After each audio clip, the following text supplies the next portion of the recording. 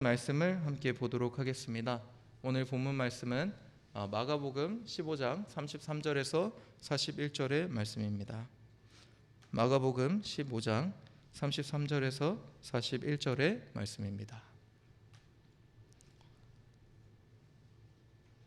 제가 먼저 읽고 그 다음 여러분 읽으시고 돌아가면서 읽으시다가 마지막 41절은 함께 읽도록 하겠습니다. 제6시가 되매 온 땅이 어둠에 임하여 제9시까지 계속하더니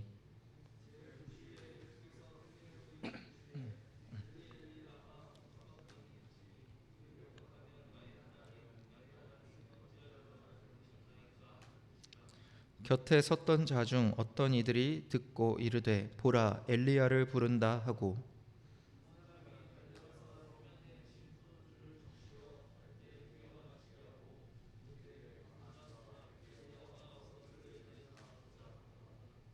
예수께서 큰 소리를 지르시고 숨지시니라.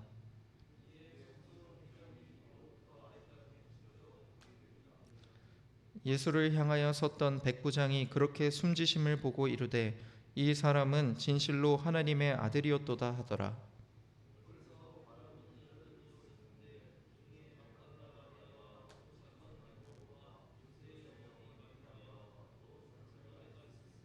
이들은 예수께서 갈릴리에 계실 때에 따르며 섬기던 자들이요 또 이 외에 예수와 함께 예루살렘에 올라온 여자들도 많이 있었더라.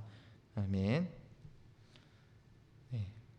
우리가 사순절을 맞이해서 예수님의 십자가 사건을 묵상하고 있는데 오늘 우리가 함께 묵상할 것은 예수님께서 십자가에 못 박히시고 결국에는 예수님의 마지막 장면, 주님께서 십자가에 못 박히시고 숨지시는 그 장면에 대해서 오늘 함께 묵상하기를 원합니다.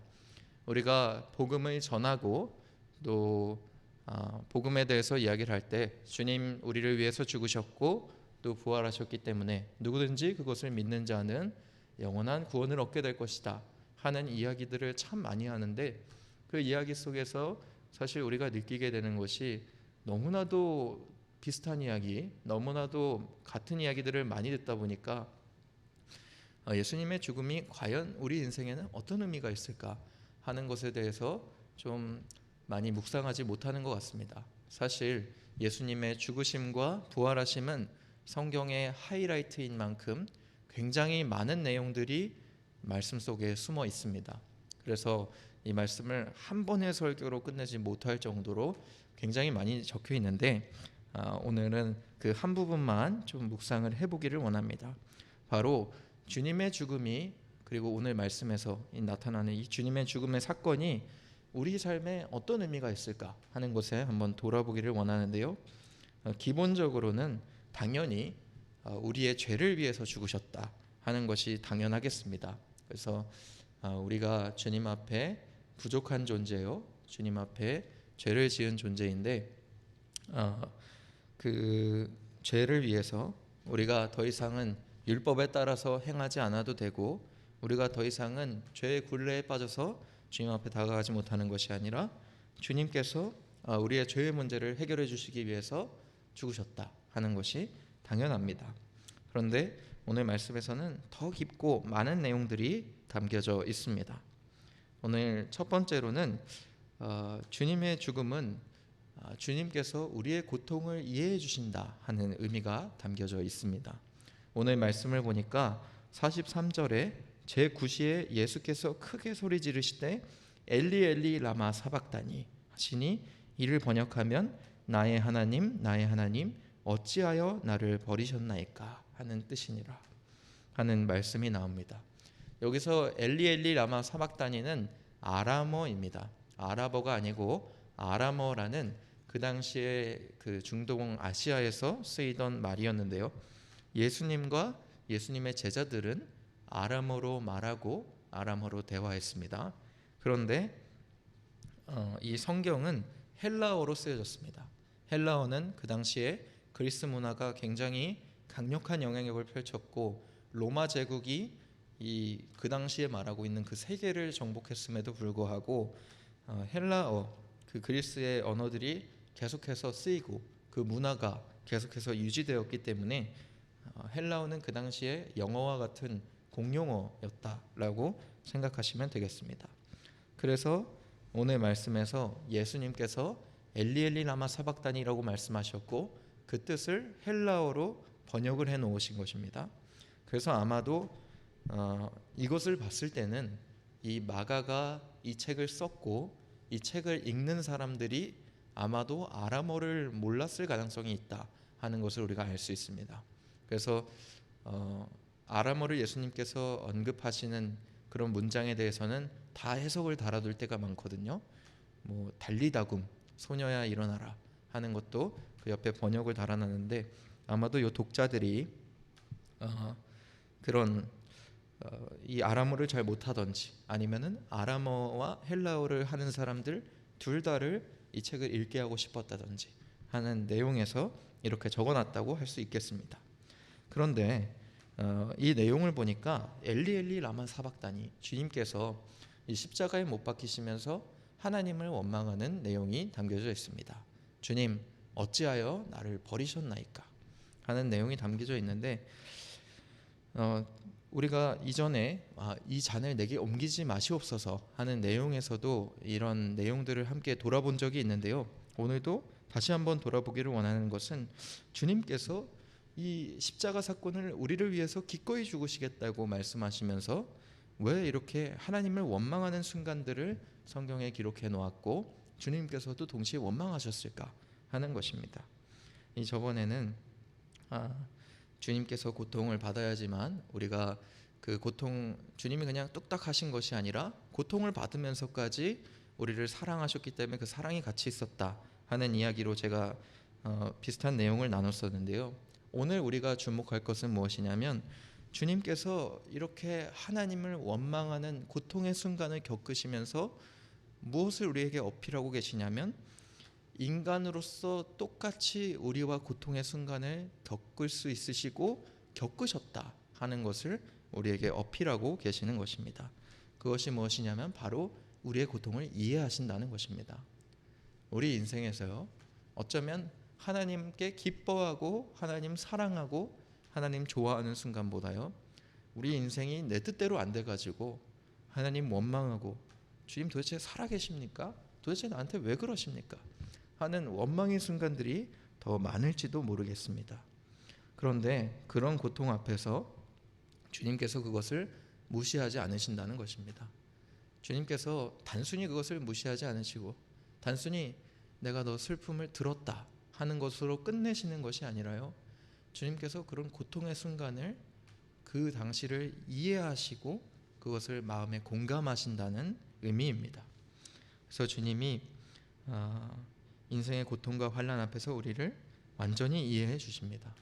그것을 알고 계실 뿐만이 아니라 그것을 우리와 마음을 같이 하시고 같이 슬퍼해 주시고 같이 안타까워해 주시는 것입니다. 그래서 우리 인생에서 우리가 하나님 앞에 기도하면서 나갈 때는요, 기본적으로는 우리가 그런 것들을 숨길 필요가 없겠습니다. 우리가 주님 앞에 힘든 일이 있고 어려운 일이 있다면 그래도 내가 주님 찬양하고 고마워해야지 하는 것이 아니라 동시에 주님 원망하고 주님 도대체 왜 그러십니까? 하고 따질 수 있어야 하는 것입니다. 이전에 말씀드렸듯이 시편은 하나님을 찬양한다 라는 제목의 책입니다. 150편이 쓰여져 있는데 그 150편에 하나님을 찬양하는 시가 거의 60% 70%는 다 이렇게 시작합니다. 주님 도대체 저한테 왜 그러십니까? 주님 살아계시다면 나를 도와주십시오. 주님 나를 왜 사랑하신다고 하고 나에게 약속하셨으면서 나를 왜 이 사망의 골짜기로 인도하셨습니까? 이런 내용들이 반복되는 것이 바로 시편의 내용이에요. 그런데 그런 것들 앞에 왜 하나님을 찬양한다라는 제목을 붙였는가? 주님 앞에는 그런 것을 숨기는 것이 찬양하는 것이 아니기 때문입니다. 우리가 그래도 내가 하나님 찬양해야지, 그래도 내가 하나님께 다가가야지 하는 생각을 하시지만은 진짜 하나님께 다가가고 진짜 하나님을 찬양하는 방법은 내 마음을 온전히 털어놓는 것입니다. 왜냐하면요, 사실은 이 이야기에서 엘리 엘리 사박다니 하는 주님 원망하는 이 순간에 우리가 배울 수 있는 그 주제, 주님이 우리의 고통을 이해하신다 하는 이 주제가 굉장히 모순적으로 다가오는데 왜 그러냐면은 예수님께서 이 십자가에 못 박히시는 이 순간 동안에 이 많은 사람들이 주님을 하나님의 아들이라고 믿지 않거든요. 그리고는 십자가에 못 박히실 때까지 주님을 조롱하고 모욕하는 순간들이 계속됩니다. 그래서요, 사람들이 예수님의 십자가 사건을 보면서요, 예수님을 점점 더 멀리하고 주님을 믿지 않으려고 하고 주님을 밀어내거든요. 그런데 주님께서는요, 그 순간에 우리와 같은 고통과 우리와 같은 주님을 원망하는 순간들을 겪으시면서 우리에게 점점 다가오고 계시는 것입니다. 사람들은 주님을 밀어낼 때 주님은 그것들을 순순히 겪으시면서 우리에게 점점 다가와 주시고 우리에게 손을 뻗어 주시고 우리에게 마음을 열어 주시고 계십니다. 그래서요, 다가오시는 주님을 온전히 받아들이시길 바랍니다. 인생에 고통이 있고 힘든 점이 있다면 주님께서 이해하시고 공감하십니다. 주님 단순히 듣고 해결하시는 분이 아니시고요, 무슨 컴퓨터처럼 등록하시는 분도 아니시고 우리와 대화하기 원하시고 공감해 주시고 문제를 같이 해결해 주시길 원하시는 분이시기 때문에 예수님의 죽음에는 첫 번째로는 우리의 고통을 이해하시는 주님의 모습이 나타나 있는 것입니다. 그리고 두 번째로는 하나님께 다가갈 수 있음을 주님께서 죽음을 통해서 나타내고 계십니다. 오늘 주님 죽으시고 나서 주님께서 숨지시고 죽고 나서 그 다음 바로 나타나는 일이 무엇이냐면 38절에 이에 성소 휘장이 위로부터 아래까지 찢어져 둘이 되니라 하는 이야기를 했습니다. 이 성소 휘장이라는 것은 이 성전에서 하나님이 거하신다고 말하는 거룩한 방과 그 다음에 그 다른 성소의 부분들을 구별하는 커튼입니다. 그 커튼으로 하나님 계신 곳을 가려놓은 것입니다. 그리고는 그 안에 들어갈 수 있는 것은 대제사장뿐이고 그들도 죄를 지으면 살아오지 못하는 그런 현상들이 있었는데요. 근데 그 성소 휘장이 찢어졌다고 오늘 말하고 있는 것입니다. 주님이 죽음으로써요, 누구든지 하나님 계신 그곳에 들어갈 수 있다고 이야기하는 것입니다. 그래서 예수님의 죽음이 우리에게 무슨 의미를 가지는가? 주님 앞에 모두가 대제사장이 됐다는 것입니다. 주님 앞에 누구든지 하나님 앞에 이제는 나갈 수 있고 누구든지 성직자와 성도를 구별하지 않고 다 하나님 앞에 같은 존재이다 하는 것을 의미하고 있는 것입니다. 그래서요, 제가 여러분들을 위해서 매일 아침에 일어나서 기도합니다. 기도하고요, 여러분의 인생이 잘 되기를, 또 가끔 뵙는 분들의 삶을 보면서 이런 것들이 필요하겠구나 하면 그런 것들에 대해서 기도하기도 합니다. 그렇지만요, 제 기도와 여러분의 기도가 오늘 예수님의 죽음을 통해서 알 수 있는 것은 제 기도와 여러분의 기도가 다르지 않다는 것입니다. 목회자의 기도가 특별한 것이 아니라요, 모든 사람의 기도가 특별한 것입니다. 제 기도가 능력이 있는 것이 아니라 모든 사람의 기도가 능력이 있고요, 제 기도가 더 힘이 있는 것이 아니라 모든 사람의 기도가 이루어질 수 있는 힘이 있는 것입니다. 그것을 오늘 예수님께서 우리에게 허락하고 있는 것입니다. 제가 여러분께 말씀드리는 게 힘이 있는 게 아니라요, 예수님께서 하신 일이 당연히 더 힘이 있겠죠. 주님께서는 우리에게 오늘 죽음을 통해서 정확히 말씀하고 계세요.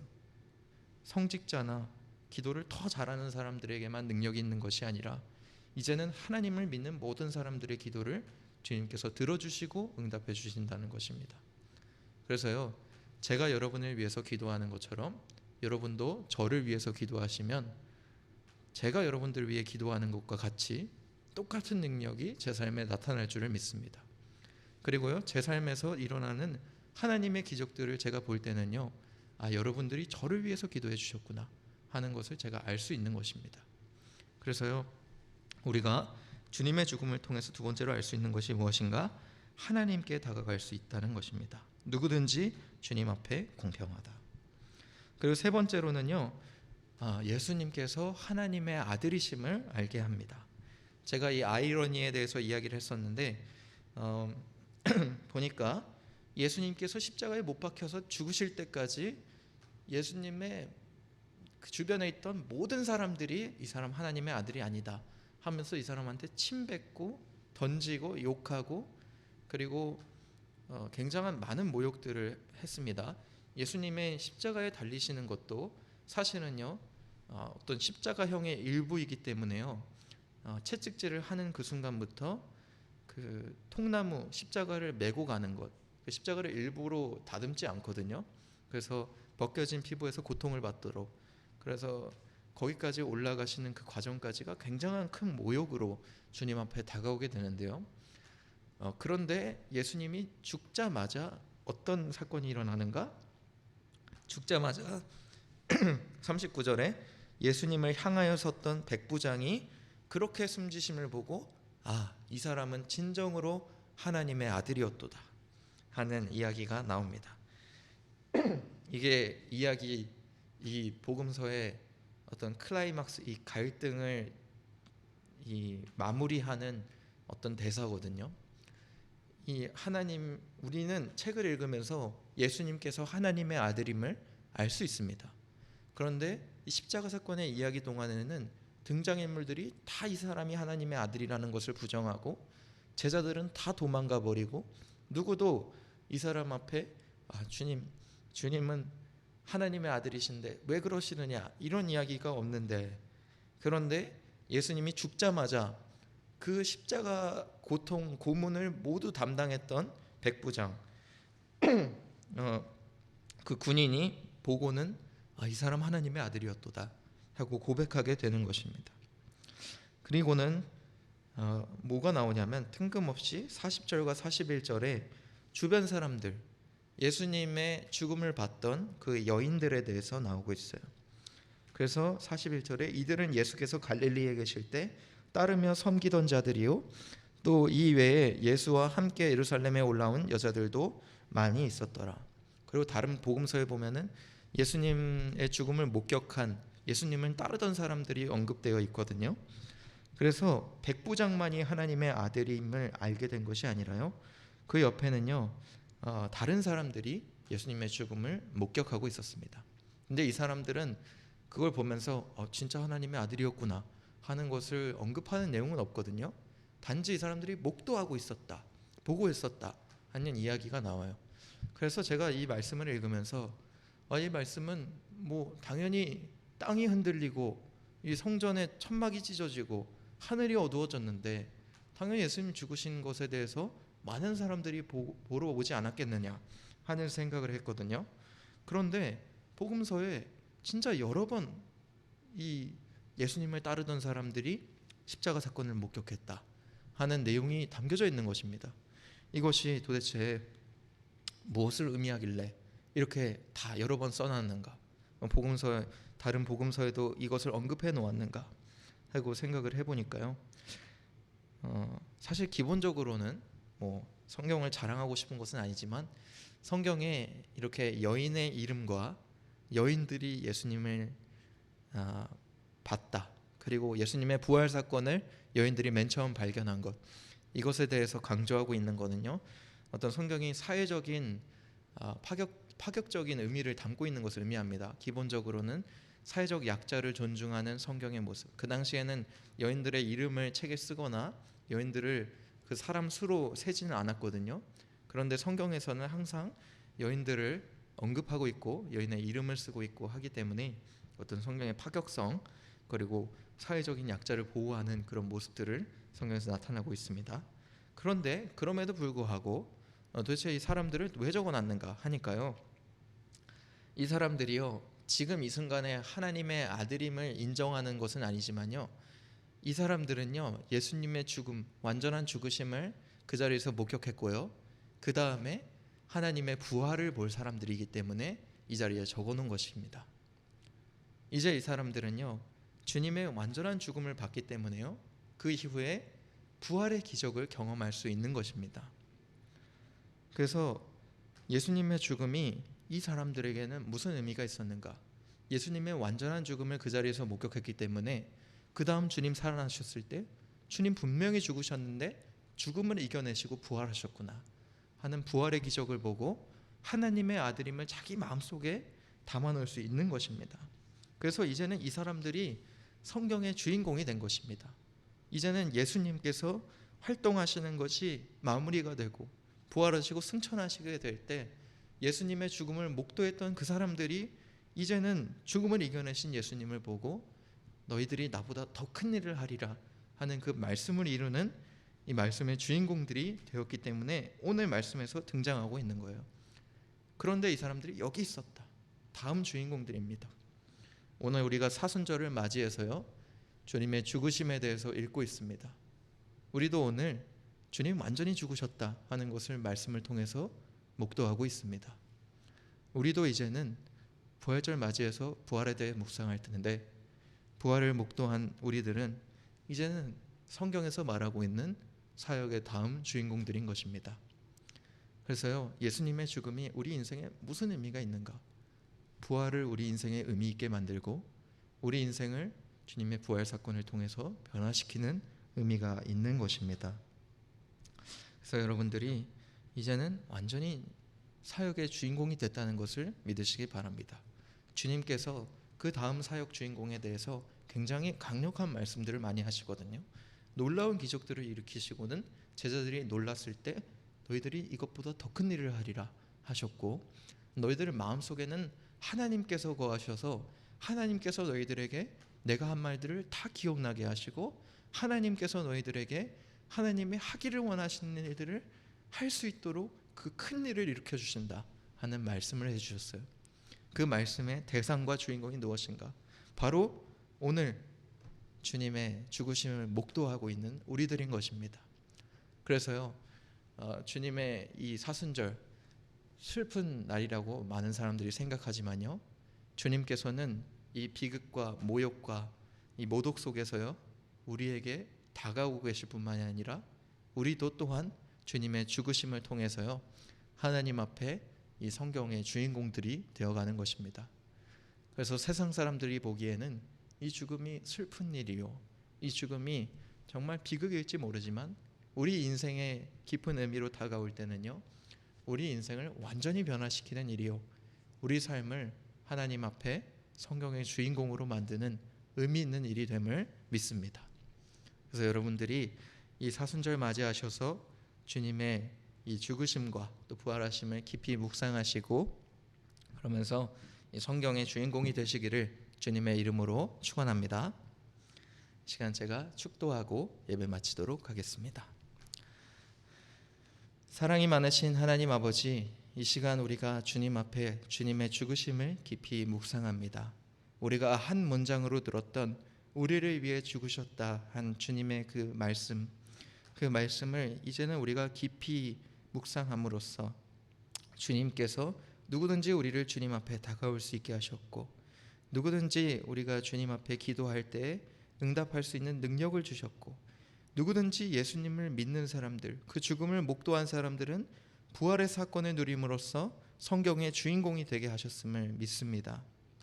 주님께서 우리에게 그 힘을 주시고 주님 약속하셨던 나보다 더 큰 일을 하리라 하셨던 그 약속을 우리 삶에 나타내 보여주시옵소서. 이제는 우리 구주 예수 그리스도의 은혜와 하나님의 사랑과 성령님의 교제 교통하심이 이제 주님 앞에 성경의 주인공으로 살기를 원하는 우리 예본교회 성도들 머리 위에 이제로부터 영원토록 함께 있을지어다. 아멘.